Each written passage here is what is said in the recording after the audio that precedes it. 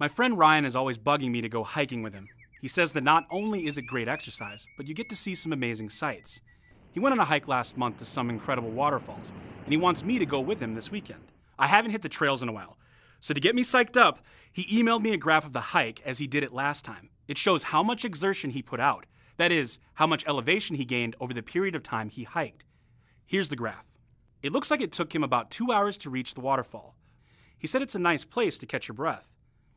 We've been studying the slope of the graph, which is the measure of how steep lines are.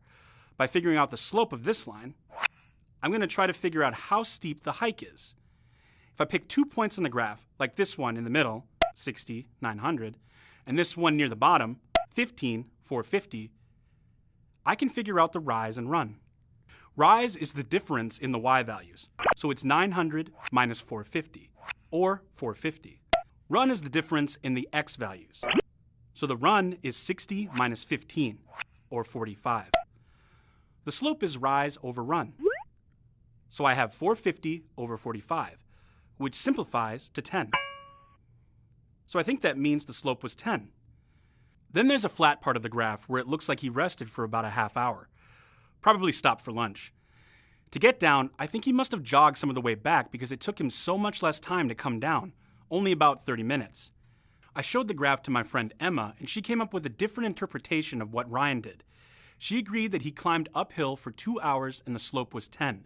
But she thinks that when he reached the top, the trail leveled off and he walked on a flat path for 30 minutes. She also thinks the graph shows that the trail down was steeper than the one going up, and that's why it took him less time to go down.